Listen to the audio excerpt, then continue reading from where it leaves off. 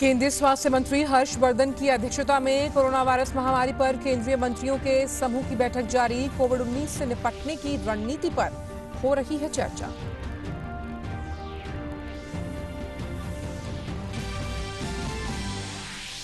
आत्मनिर्भर भारत पैकेज के दूसरे भाग की घोषणा। प्रवासियों को मुफ्त खाद्यान्न और किफायती किराए के आवास पर मुख्य ध्यान। कृषि और संबंध क्षेत्र को रियायती ऋण और रेहड़ी पटरी वालों को विशेष ऋण की सुविधा। 2021 तक one nation one ration card का लक्ष्य होगा हासिल। प्रधानमंत्री ने प्रगतिशील उपाय बताते हुए घोषणाओं की सराहना की।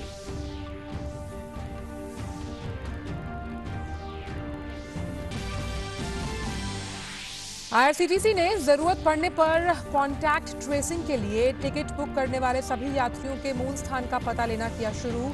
आज से वेटिंग टिकट की बुकिंग की सुविधा शुरू। प्रधानमंत्री के नेतृत्व में रेलवे द्वारा कामगारों को घर पहुंचाने के लिए अब तक 1000 श्रमिक स्पेशल ट्रेन चलाने की मिल चुकी है स्वीकृति।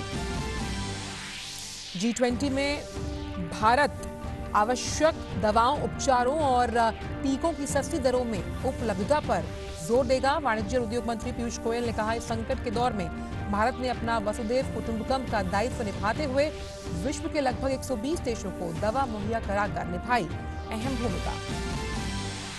विश्व बैंक ने की भारत के लिए $1 अरब के सामाजिक सुरक्षा पैकेज की घोषणा। विश्व बैंक की $1 अरब की सामाजिक सुरक्षा सहायता भारत को प्रधानमंत्री गरीब कल्याण योजना में करेगी मदद।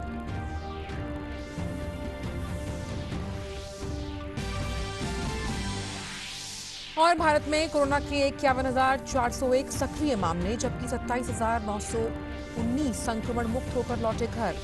2,649 लोगों की हुई मौत। दुनिया भर में 44,38,000 लोग कोरोना से संक्रमित, 3 लाख से अधिक लोगों की मौत।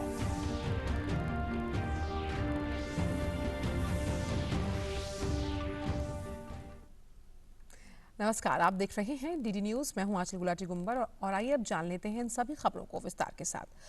कोरोना महामारी के मद्देनजर आज नई दिल्ली के निर्माण भवन में केंद्रीय स्वास्थ्य मंत्री डॉक्टर हर्षवर्धन, विदेश मंत्री एस जयशंकर, केंद्रीय मंत्री हरदीप सिंह पुरी के साथ प्रमुख रक्षा अध्यक्ष जनरल बिपिन रावत ने केंद्रीय मंत्रियों के समूह की बैठक में हिस्सा लिया। बैठक में कोविड-19 से निपटने की रणनीति पर चर्चा हो रही है।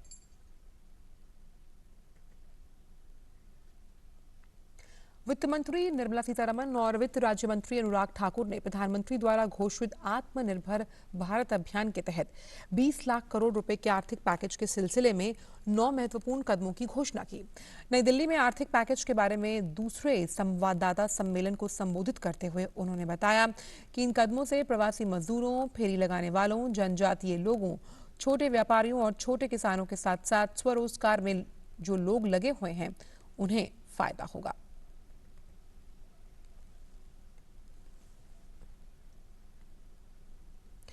वहीं किसानों, प्रवासी मजदूरों, रेहड़ी पटरी वालों के लिए कई घोषणाएं की गई हैं। अहम घोषणाएं, प्रवासी मजदूरों को अगले 2 महीने तक मुफ्त 5 किलो अनाज और प्रति परिवार 1 किलो चना दाल दी जाएगी। 2021 तक एक राष्ट्र एक राशन कार्ड का लक्ष्य है, जिसे पूरा करना है।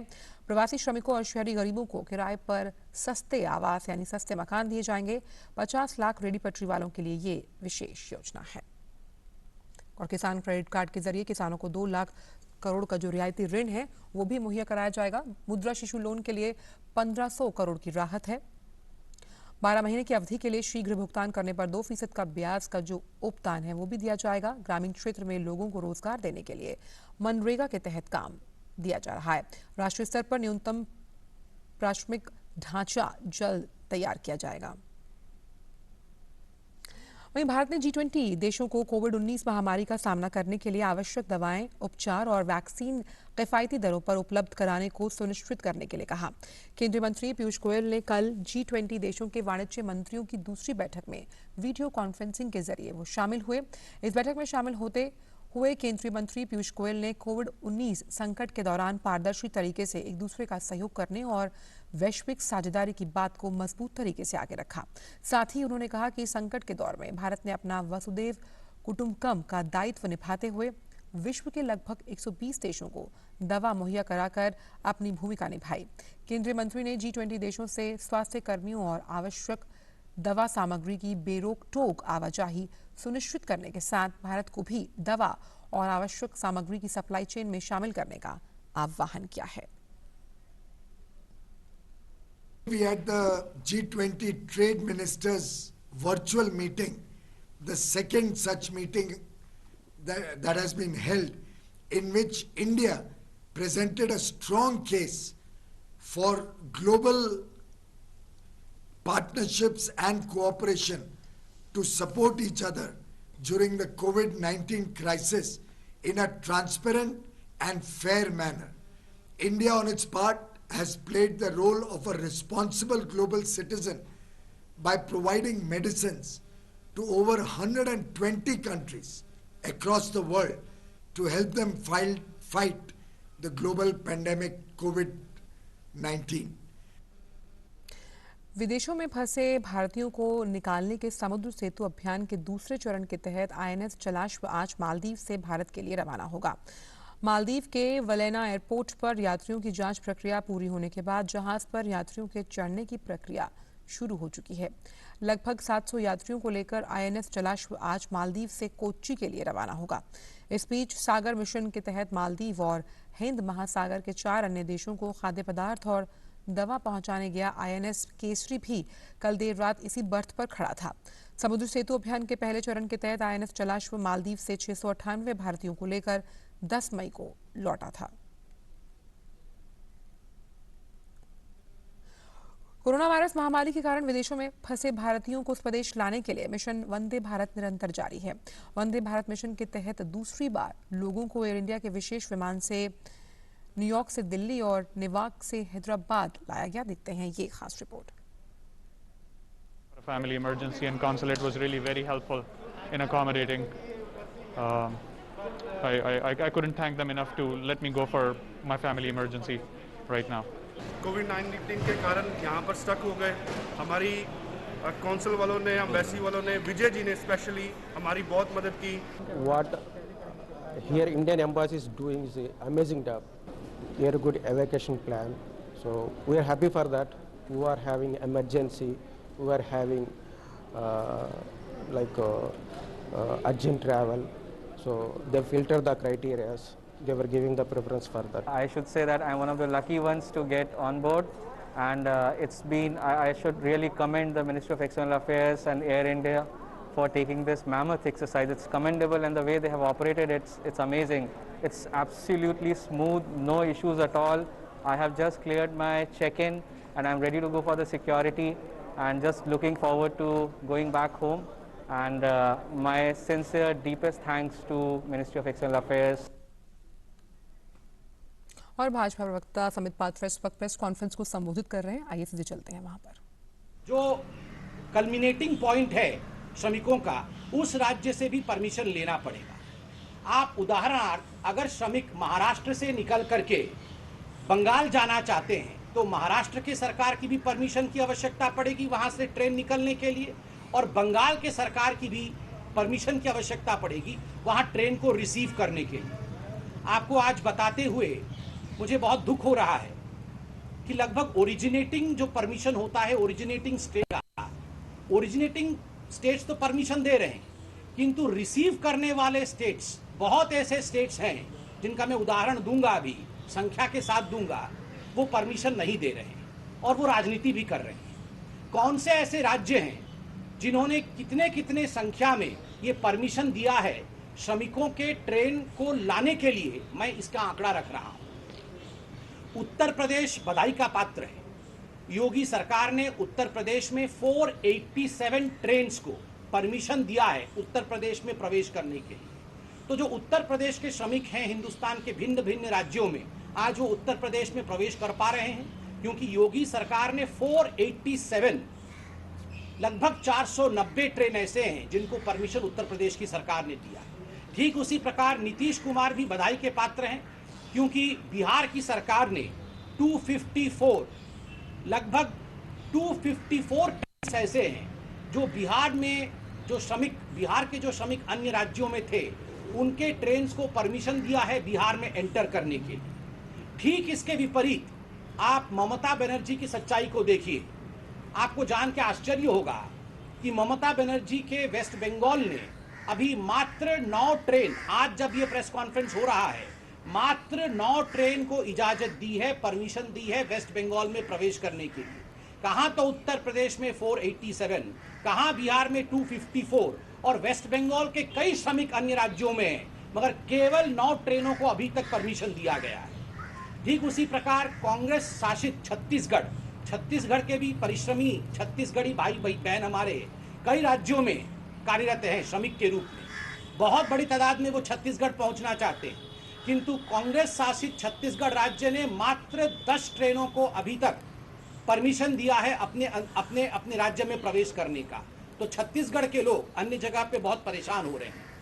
ठीक उसी प्रकार आप देखिएगा कि झारखंड, जहां एक मिलित सरकार है और कांग्रेस भी उसमें सपोर्ट कर रही है, झारखंड में मात्र बहुत सारे हमारे झारखंड के मेहनतकश लोग जो श्रमिक हैं वो पूरे हिंदुस्तान में, बिहार और झारखंड के अधिकांश लोग हैं, यूपी, बिहार और झारखंड के, किंतु मात्र 48 ट्रेन झारखंड में प्रवेश करने का झारखंड सरकार ने अभी तक परमिशन दिया है। यह दिखाता है कि किस प्रकार का एक वैमनस्य अपने ही लोगों के लिए अपने ही राज्य की सरकार कर रही है। मैं आज सवाल पूछना चाहता हूं भाजपा की तरफ से, आदरणीय सोनिया जी और आदरणीय ममता बनर्जी, आप इस पूरे विषय को लेकर आपके प्रवक्ता, आपके नेता प्रखरता के साथ राजनीति कर रहे हैं, इतने प्रेस कॉन्फ्रेंसेस, इतनी बाइट कर रहे हैं, किंतु परमिशन क्यों नहीं दे रहे हैं? आपकी जो राज्य सरकारें हैं वो अपने श्रमिकों को लाने की ट्रेन की, जो श्रमिक एक्सप्रेस ट्रेन है, उसकी परमिशन क्यों नहीं दे रहे? एमएचए द्वारा चिट्ठी लिखे जाने के बावजूद, पीयूष गोयल रेल मंत्री के फोन करने के बावजूद, वहां से चिट्ठी जाने के बावजूद, उसके बावजूद भी ममता सरकार एक तरह से इस पर कोई कार्यवाही नहीं कर रही और सोनिया जी भी इस पर कोई कार्यवाही नहीं कर रही। दुखद है कि जो तस्वीर आज हम सड़कों पर श्रमिकों की देख रहे हैं वो इसी का नतीजा है। आज राज्य सरकारों को चिट्ठी लिख के गृह सचिव ने भी कहा था कि श्रमिक एक्सप्रेस ट्रेन तक श्रमिकों को पहुंचाने के लिए राज्य सरकार उनके लिए बंदोबस्त करे, उनके लिए सही तरीका अपनाए, शेल्टर होम में रखे, शेल्टर होम में उन्हें भोजन कराए, जलपान, पानी इत्यादि की व्यवस्था करे। ये सारा केंद्र सरकार ने खर्चा उठाया हुआ है, सारा पैसा केंद्र सरकार ने एसडीआरएफ के माध्यम से राज्य सरकारों को दिया हुआ है ताकि शेल्टर होम में ये लोग रह सके, श्रमिक बंधु, माइग्रेंट लेबर्स, और फिर ये श्रमिक एक्सप्रेस ट्रेन तक सुरक्षित पहुंचाए जा सके। आज बेचारे श्रमिक पैदल चल रहे हैं, आज बेचारे श्रमिकों के पांव में छाले हैं। कौन इसके लिए जिम्मेदार है? ममता बनर्जी और सोनिया गांधी इसके लिए पूरी तरह से जिम्मेदार हैं कि उनके शासित राज्यों में किसी प्रकार के प्रावधान नहीं किए गए हैं और उनके राज्यों में परमिशन भी नहीं दिया जा रहा है श्रमिक एक्सप्रेस ट्रेन के लिए। बंधुगण, आज ये कहना अतिशयोक्ति नहीं होगा, it will not be, I would say wrong to say today that these states, certain states like West Bengal and some Congress-ruled states, disowned their own migrant laborers. आज कुछ राज्यों ने अपने ही माइग्रेंट लेबर्स को, अपने श्रमिकों को एक तरह से पराया कर दिया है, उनसे हाथ खींच लिया है। आपको जान के आश्चर्य होगा कि जहां तक टीएमसी है वो इसमें भी एक कम्युनल एंगल देख रही है श्रमिकों को लाने में। अजमेर दरगाह से ट्रेन करके वहां से श्रमिकों को ले आती है। जो बंगाल के लोग अजमेर दरगाह में फंसे थे, वहां से तत्कालीन परमिशन देके ट्रेन करके अजमेर दरगाह से लोगों को ले आती है, किंतु बाकी जो बंगाल के लोग अन्य जगहों में फंसे हुए हैं वहां से एक भी ट्रेन नहीं चलती है। और सबसे बड़ा उदाहरण है कि बंगाल के सर्वाधिक श्रमिक किसी राज्य में पूरे हिंदुस्तान में है तो वो महाराष्ट्र में। मगर आपको जान के आश्चर्य होगा, महाराष्ट्र से बंगाल ने अभी तक एक भी ट्रेन चलने की अनुमति नहीं दी है, जिसका नतीजा हम बांद्रा में, जिसका नतीजा हम महाराष्ट्र के कई सड़कों पर आज हम देख रहे हैं। इसका जवाब कौन देगा? ममता बनर्जी जी को तुरंत प्रेस के सामने आकर न केवल बंगालियों से पूरे हिंदुस्तान में क्षमा मांगनी चाहिए, अपितु इस प्रकार के एक कम्युनल कलर से ये जो रिलीफ पहुंचाने की वो प्रयत्न कर रही है उस पर भी जवाब देना चाहिए। अजमेर दरगाह के लोगों को लाया गया, कोई आपत्ति नहीं है, उन्हें भी लाना चाहिए। उत्तराखंड में भी फंसे हुए बंगालियों को लेकर आना चाहिए, यह भी ममता बनर्जी का ही दायित्व है। बंधुगण, बंगाल कोई साधारण राज्य नहीं है। What Bengal thinks today, India thinks tomorrow, ये कभी बंगाल के लिए कहा गया। 1971 में और उससे पहले 1947 में बंगाल ने बहुत बड़ा एक्सोडस और एक बहुत बड़ा माइग्रेशन देखा था। आप जानते हैं क्यों देखा था? पार्टीशन के कारण और युद्ध के कारण, बांग्लादेश के बनने के कारण।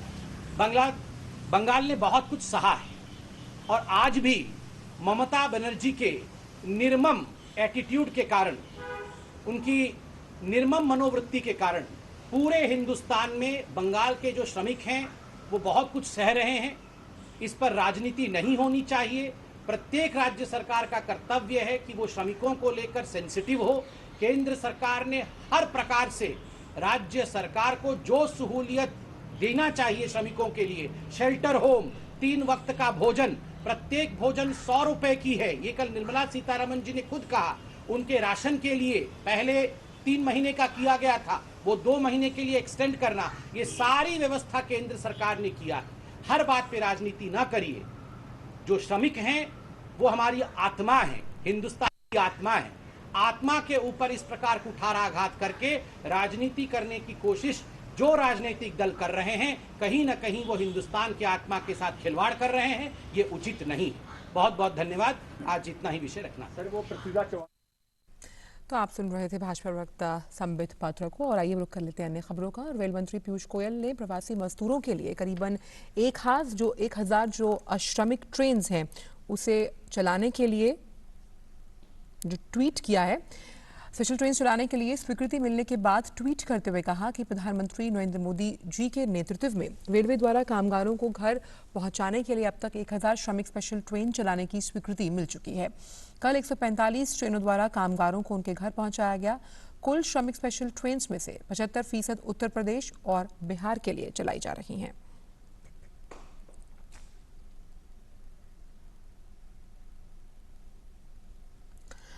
उत्तर रेलवे अन्य क्षेत्रीय रेल के साथ सहयोग की वजह से आवश्यक सामानों को लोगों तक पहुंचाने के लिए विशेष पार्सल कार्गो एक्सप्रेस रेलगाड़ियां चला रही है, जिसमें नई दिल्ली समेत कई रेलवे स्टेशन से ये रेलगाड़ियां चलाई जा रही हैं, जिसके विवरण इस प्रकार आप देख सकते हैं। और लॉकडाउन के बीच रेलवे की ओर से 15 स्पेशल ट्रेन चलाई जा रही हैं। 22 मई से इन स्पेशल ट्रेन में मिलने वाले वेटिंग लिस्ट टिकट की जो बुकिंग है वो आज से शुरू हो गई। रेलवे ने वेटिंग टिकटों की संख्या भी तय कर दी है। टिकटों की बुकिंग IRCTC की वेबसाइट से हो सकेगी। रेलवे के मुताबिक AC3 टियर में 100 टिकटें वेटिंग लिस्ट में बुक होंगी, जबकि AC2 टियर में 50 टिकटें वेटिंग लिस्ट कोटे में बुक होंगी। वहीं 200 वेटिंग टिकटें स्लीपर क्लास के लिए रखी गई, जबकि AC1 कोच में 20 वेटिंग टिकट दिए जाएंगे। दिव्यांगजनों, वरिष्ठ नागरिकों, महिलाओं के लिए आरक्षण को मौजूदा निर्देशों के अनुसार लागू किया जाएगा। देश भर के तमाम हिस्सों में फंसे प्रवासी मजदूरों को उनके गृह राज्यों तक पहुंचाने के लिए श्रमिक रेलगाड़ियां चलाई जा रही हैं। इसी कड़ी में जम्मू कश्मीर के 565 लोगों को दिल्ली से लेकर एक श्रमिक ट्रेन आज सुबह उधमपुर रेलवे स्टेशन पहुंची। हमें ट्रेन में अच्छे से लाया गया है, खाने पीने का भी सब सामान दिया गया है। अभी हमें गांव पहुंचाने के लिए हमारे लिए गाड़ियों की फैसिलिटी की है और हम सरकार से शुक्रिया अदा करना चाहते हैं कि उन्होंने हमें सही सलामत यहाँ पहुंचा दिया, अपने गांव तक। खाना दिया, पानी दिया, सब कुछ दिया, जो मतलब आदमी की ज़रूरत के लिए चाहिए होता है वो सब दिया है। किसी चीज़ की कोई दिक्कत नहीं आई हमारे साथ। हम नई दिल्ली में फंस गए थे लॉकडाउन की वजह से और गवर्नमेंट की तरफ से हम फ्री में आ गए। हम बहुत शुक्रिया अदा करना चाहते हैं। वहीं दिल्ली से केरल के लिए पहली बार विशेष ट्रेन 602 यात्रियों के साथ आज सुबह तिरुवनंतपुरम रेलवे स्टेशन पहुंची। रेलवे स्टेशन पहुंचने पर यात्रियों की स्क्रीनिंग और कोरोना के लक्षण की जांच की गई।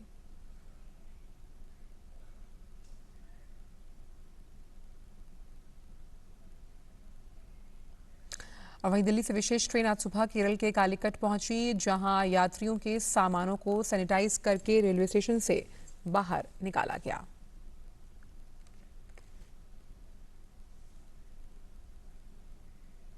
और फिलहाल वक्त एक छोटे से ब्रेक का है।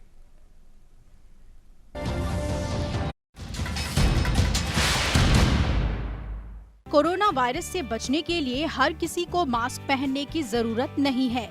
मास्क तभी पहने जब आपको खांसी, बुखार, सांस लेने में तकलीफ जैसे लक्षण हों। अगर आप कोविड-19 संक्रमित व्यक्ति के संपर्क में आए हों और अगर आप एक स्वास्थ्य कार्यकर्ता हैं और कोविड-19 मरीजों की देखभाल कर रहे हों। अब बात इसके नियम की। मास्क की प्लीट को खोलें, ध्यान दें कि वो खोलते समय नीचे की तरफ खुले। मास्क अपनी नाक, मुंह और ठोड़ी के ऊपर लग। ब्रेक के बाद आप सभी का स्वागत है। आइए रुक करते हैं अन्य खबरों का। दिल्ली से आज सुबह एक विशेष यात्री ट्रेन केरल से एर्नाकुलम पहुंची। रेलवे स्टेशन पर कोरोना के खिलाफ जारी सभी नियमों का पालन किया गया।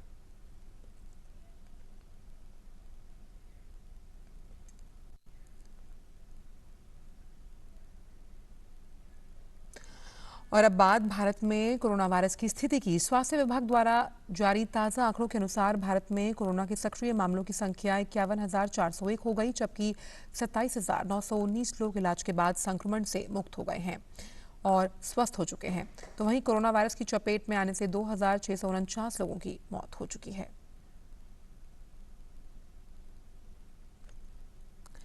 रक्षा मंत्री राजनाथ सिंह ने भारतीय तटरक्षक बल को आज 3 जहाजों जैसे C-450, C-451 को सौंपा। गोवा में इन जहाजों को भारतीय तटरक्षक बल में शामिल किया गया।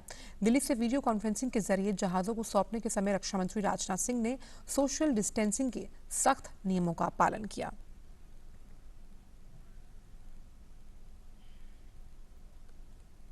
इन शिप्स की कमीशनिंग भारत की कोस्टल कैपेबिलिटी बिल्डिंग प्रोसेस में एक इंपॉर्टेंट माइलस्टोन है। साथ ही यह कोविड-19 जैसी चुनौतियों के बावजूद देश की सेफ्टी और सिक्योरिटी के लिए हमारे कमिटमेंट और एक दृढ़ संकल्प का भी बहुत बड़ा उदाहरण है। हमारे समुद्र के प्रहरी, इंडियन कोस्ट गार्ड और इंडियन शिप बिल्डिंग इंडस्ट्री की बढ़ती शक्ति देश के लिए निश्चित रूप से एक गौरव का विषय है। मैं आश्वस्त हूं कि आज से शामिल किए जा रहे कोस्ट गार्ड शिप्स उनकी ताकत बढ़ाएंगे तथा maritime terrorism, drug trafficking, smuggling, maritime law enforcement और संकटग्रस्त मैरिनर्स के सर्च और रेस्क्यू संबंधी चैलेंजेस का सामना करने में निश्चित रूप से सहायक सिद्ध होंगे। और कोरोना वायरस महामारी के बीच विश्व बैंक ने भारत को $1 अरब की सहायता की मंजूरी दी है। ये सहायता भारत के द्वारा गरीबों को सामाजिक सुरक्षा देने के जो प्रयास हैं उसके तहत है। सामाजिक सुरक्षा का ये पैकेज जो केंद्र सरकार के कार्यक्रमों से जुड़ा हुआ है। विश्व बैंक ने कहा कि ये सामाजिक सुरक्षा पैकेज पिछले $1 अरब के पैकेज के अलावा है, जो कि कोविड-19 आपातकालीन सहायता और स्वास्थ्य प्रणाली के लिए दिया गया था। विश्व बैंक के कंट्री डायरेक्टर इंडिया जुनैद कमाल अहमद ने कहा कि विश्व बैंक की $1 अरब की सामाजिक सुरक्षा सहायता भारत को प्रधानमंत्री गरीब कल्याण योजना में मदद पहुंचाएगी। दुनिया भर में कोरोना वायरस से अब तक 44,37,000 से ज्यादा लोग संक्रमित हो चुके हैं। वहीं मौतों का आंकड़ा 3,02,000 के पार पहुंच गया। इस महामारी से सबसे ज्यादा प्रभावित अमेरिका में 14,16,000 से ज्यादा लोग संक्रमित हैं। वहीं 85,533 लोगों की जान जा चुकी है। देश के सबसे ज्यादा प्रभावित राज्य न्यूयॉर्क में 27,000 से ज्यादा लोगों की मौत हो चुकी है। इस बीच अमेरिका के राष्ट्रपति डोनाल्ड ट्रंप ने चीन के साथ व्यापार समझौते पर फिर से वार्ता करने से इनकार कर दिया। उन्होंने कोरोना वायरस संक्रमण को संभालने में चीन की भूमिका पर निराशा व्यक्त की है। ट्रंप ने चीन के साथ संबंध तोड़ने के भी संकेत दिए हैं। They should have never let this happen. So I make a great trade deal, and now I say it just doesn't feel the same to me. The ink was barely dry, and the plague came over, and it doesn't feel the same to me. Are they going to renege on it? They're not going to buy the $250 billion, are they? They will buy 250 billion. They said somewhere I see they'd like to renegotiate the deal. We're not going to renegotiate. हमारे जीवन के कुछ सबसे निर्माणात्मक वर्ष में हम अपने परिवारों के साथ बड़े होते हैं। परिवार ही समाज की नींव है और इसके बिना किसी भी समाज की कल्पना करना बिल्कुल भी मुमकिन नहीं। 1994 से हम हर वर्ष 15 मई को the international day of families मनाते आ रहे हैं और इस वर्ष के लिए ये खास दिन और ज़्यादा खास हो गया क्योंकि लॉकडाउन के दौरान लोगों को अपने परिवार के सदस्यों के साथ वक्त बिताने और संबंधों को और मजबूत करने के लिए ज़्यादा समय मिला है। संयुक्त राष्ट्र महासचिव एंटोनियो गुतेरेस ने ट्विटर पर अंतर्राष्ट्रीय परिवार दिवस को समर्पित एक ग्राफिकल तस्वीर साझा की। उन्होंने ट्वीट में लिखा, चाहे हम अपने परिवार के साथ कम समय बिताएं या फिर ज्यादा, लेकिन घर के अंदर या बाहर लिंग समानता पर हुई प्रगति से हम पीछे नहीं लौट सकते। वहीं उपराष्ट्रपति वेंकैया नायडू ने अंतर्राष्ट्रीय परिवार दिवस पर देशवासियों को शुभकामनाएं दी हैं। उन्होंने ट्वीट करते हुए कहा कि परिवार समाज की प्राथमिक आधारभूत इकाई है। परिवार समाज में नैतिक, सामाजिक और सांस्कृतिक मूल्यों को आकार देने में अहम भूमिका निभाता है। एक शांतिपूर्ण, स्वस्थ और मूल्य आधारित समाज के निर्माण में परिवार की महत्वपूर्ण भूमिका है।